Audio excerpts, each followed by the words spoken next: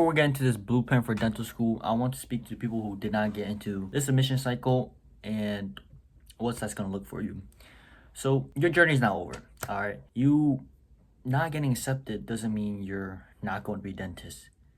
It's the effort, the time, the improvement that's gonna get you into where you want to be. And sometimes that path will have, of course, obstacles, and some obstacles are bigger for others and some obstacles are small for others, but that shouldn't discourage you in your own path, because anything you're experiencing and everything you are doing is one of one to what you're doing. So what I'm trying to say is, like, whatever you're dealing with, whatever you're experiencing, take it for granted and use that for motivation or learning. I mean, experiences help you grow, and some experiences that are considered like failures or obstacles are some things that some people will not get, and that will give you, oh, not really say leverage, but some type of leverage with your wisdom, insights, and stuff you can prevent hopefully next time. So yeah, in case you guys didn't know, dental school isn't just about learning and just putting 8 hours of studying. It's more than that. It's a very broad and kind of vast things you have to get better and improve at, and it's really a 4-year battle across 4 areas or arenas, we can say. So the first one is financial reality. I mean, 500K. And in another video, I did discuss about a scholarship that will give you full tuition, but you do have to do work for the government after finishing your DMD or DDS programs. And the second one is, of course, probably more harder physical and mental difficulties, or marathon, because it's a long 4 years and it could be more depending how you manage your courses. Third one is your human craft, learning that manual dexterity, and the fourth one, or fourth, I combined two, so it took me fourth and fifth, but fourth one is the professional journey, learning the interdisciplinary skills and the self-awareness. Each one comes with its own challenges and its own strategies, but this video will help you break everything down into simple, manageable blueprint. All right, I changed the scenario, but same talking, same. All right, so let's start with the number one, finance, and that's probably something that no one talks about. That's a lie, but basically, you bring up to your parents, I'm gonna go to dental school, 500K.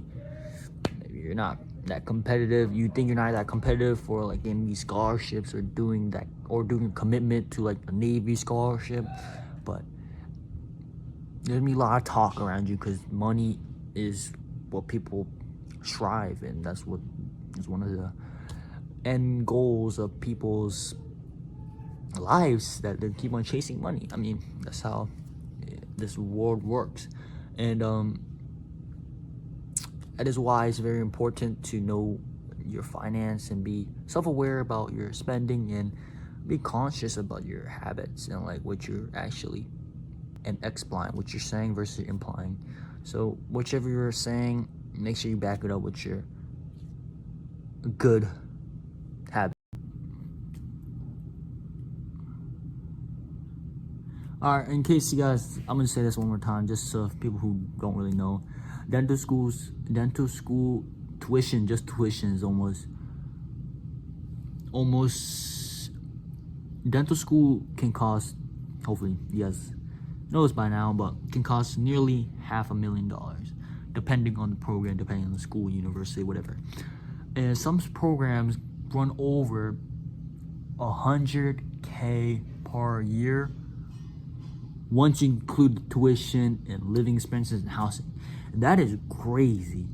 Unless your parents are like Jeff Bezos or like some type of wealthy people, That is very hard for a person that's have to focus on very rigorous courses, and including that, have to make almost 100K to even be afloat, and never, like, unless you want to be keep on getting deep and deep into like the Chesapeake Bays and stuff. But you guys get what I'm trying to say. Staying afloat is gonna be very hard. Debt is gonna be increasing each year. It's gonna be very mentally taxing to always have to think about that, and having to in these regular courses, like, and seeing your family, friends, partying, whatever. And here's the truth: what you probably think is those are the only things you have to pay, but that's not. That's just, honestly, what do they call it? A sticker price. If you know what that is basically what they present and what they advertise, what they market towards you guys. I mean, the people that's applying to the dental schools is what they advertise, what they say, how much their tuition is. And that's just the beginning, honestly. Because if you think about it like a more economic approach, you can see how much you actually losing. Like, let's just say you're counting for economic profit, all right? You're not be considering the opportunity costs. And that is basically, though 4 years, of course, you're studying, you're probably gonna have limited time and limited opportunities for committing on your job or making that money or doing side hustles. I mean, your time will be limited. That's the rigor. I heard countless, like, I saw this one girl on TikTok studying almost 16 hours a day. And what do you do? Like, you have to sleep. You're not gonna have no time for those side projects or making means of money. And that is why you're losing, technically, because you could have made in the 4 years, who knows, you could have started that one passion project that got viral on like your 4th or 5th year, and that happened because you were putting your time and effort into that.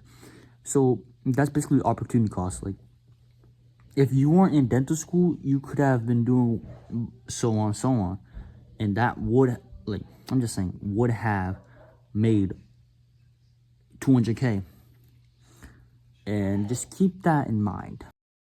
So how do you combat this? So build your financial foundation. Of course, make sure you're informed about the stocks. And I would avoid day trading, but if you want to look into that, that's somewhat a good method to gain like really quick cash and money, and will translate very quickly but it can translate very, very bad. So I'm not saying you should do it. I'm not saying you shouldn't. Yeah. And you should start, of course, budgeting day one. Don't wait until like your 3rd year, and that's when the panic hits. I mean, you're gonna think about how you're paying that 600, 500K, $500,000 debt. So live below your means. The big salary doesn't come right after graduation. Please keep that in mind. Live before your means. You want to order out. Think about, if I just took extra 5 minutes to go to the grocery store and getting groceries, would that be better for me in the future? Like, of course, probably like a subtle $50 groceries, or $50, like $20. You might be thinking a $50 groceries or $20 fast food carry out. You might be thinking fast food, I mean, it's more, but keep in mind groceries will last longer and will give you more nutritious feeling. And sometimes you might have to be eating that raw ramen if you don't have that time to. And yeah, live before your means. Like I said in the beginning of the video, please explore scholarships. That's why it's very important to do your research. And I stated another video that I'll explain with AI, not me, but how the military scholarship has many opportunities for dental students, and even I think medical students that want to graduate debt free, and you get real good insights too. Like, but you are required to leave after you're done dental schools, maybe medical school. You're gonna have to leave that, and you're gonna be required to fulfill how much years you did in dental school. Translate that into your military years too. So it's like a win-win for you, for both sides. Section 3. Dental school is not not just mentally demanding rigorous courses. It's physically brutal. So overlay, this is the overlay. Neck pain, back pain, hand cramps, eye strain. As Dr. Rana puts it, quotes, "This job will wreck your body if you're not careful," end quote. Bad habits you build in school don't magically disappear in practice, end quote. So master ergonomics early. When your professors correct your posture, listen to that. Be mindful and considerate of your future too, but also make sure you consider your presence too. Make sure you're keeping your mental, everything safe. So how you can do this, how you can combat this is, of course, stretching daily, morning, early afternoon, that's it. Early afternoon, morning, night, whatever. Yoga, physical therapy into your routine if you have time. Or if you have time also, if you can go to the gym, because that will help you with your endurance into the long hours of dental residency and stuff. All right, section 4, the human craft. Dentistry isn't just a technical profession, it's a human one. So what do I mean that? What do I mean by that? You're not just treating teeth, you're treating fear, you're treating anxiety, you're treating embarrassment, you're treating trauma, you're treating financial stress. It's not just about fixing teeth, clearing teeth, extracting, whatever. You're fixing people. From day one, act like you're a doctor training. Have that expertise, have that potential fiduciary relation to your clients. And if possible, try to keep the standard high each time, each client. Even if a new one, please try to maximize that. And I saw a lot of the comments from my classmates is they actually like how the dentist made them feel regarding their report, and they really forget about the fine details, or like the craft, or like cleaning your teeth, unless it's a very bad experience, like very painful. But that goes, your personal interdisciplinary disciplines will go a very long way. All right, the last section is ensuring your path. Keep in that 4 stretching long years, keep that goal focused, defined, and your priority. Don't compare yourself to others. Some people master the hand skills faster, which is why to practice it when you have time.